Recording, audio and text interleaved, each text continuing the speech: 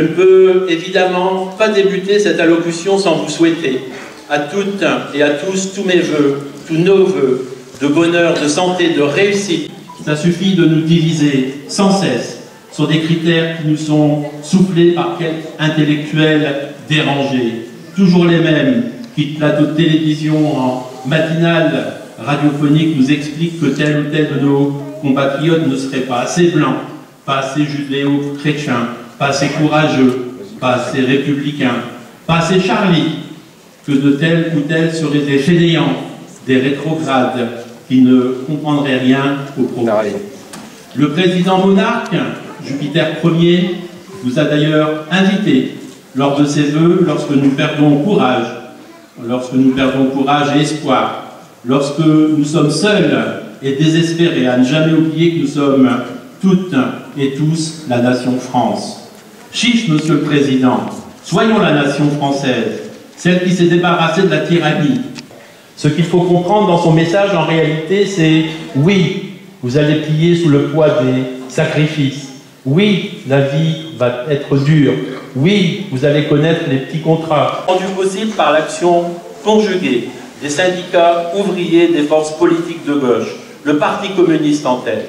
Cela a été rendu possible parce qu'il existait une très forte solidarité parmi les salariés, une certaine idée du bonheur commun aussi dans les têtes.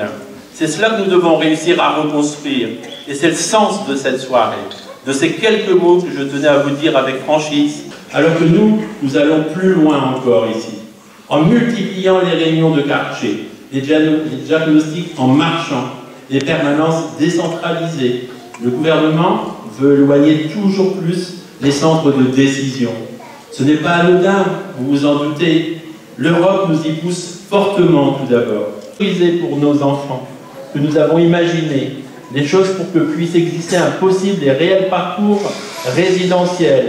Les choses se sont construites avec les habitants, par rapport à une réalité, une attente connue des élus de proximité que nous sommes. Quand nous allons nous mobiliser dans quelques jours, je vous en reparlerai en temps voulu pour assurer la communication avec les résidents, que nous avons fait distribuer de la soupe à tous les habitants qui n'avaient plus de gaz, en priorité les personnes âgées. C'est là aussi ce lien très fort de proximité qui prime. Je pourrais, mesdames et messieurs, démultiplier les exemples dans ce sens. Mais en réalité, je sais que je n'ai pas réellement à vous convaincre. Vous nous connaissez. Nous sommes chaque week-end, chaque semaine, chaque jour sur le terrain auprès des associations, Foyer Autonomie Jacques Duclos, régulièrement les pages, maintenant même sur les réseaux Facebook.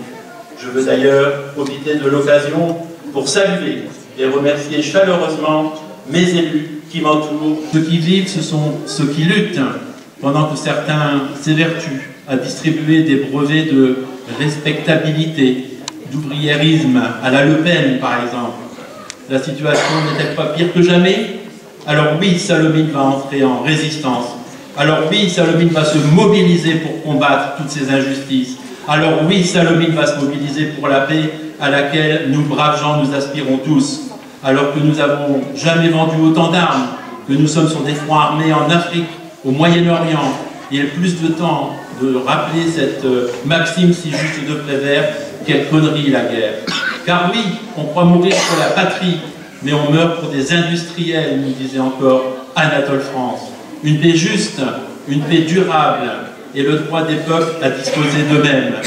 Ainsi, nous nous mobiliserons plus fortement pour que le peuple palestinien soit aussi libéré du fléau des colonisations illégales.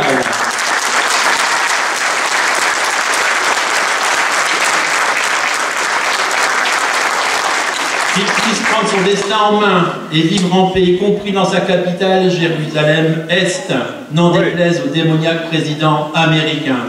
Oui, Sallaumines va entrer en résistance et se mobiliser pour défendre un habitat digne. Au 4-11, je vous le disais tout à l'heure, et partout les bailleurs n'assumeront pas leur rôle.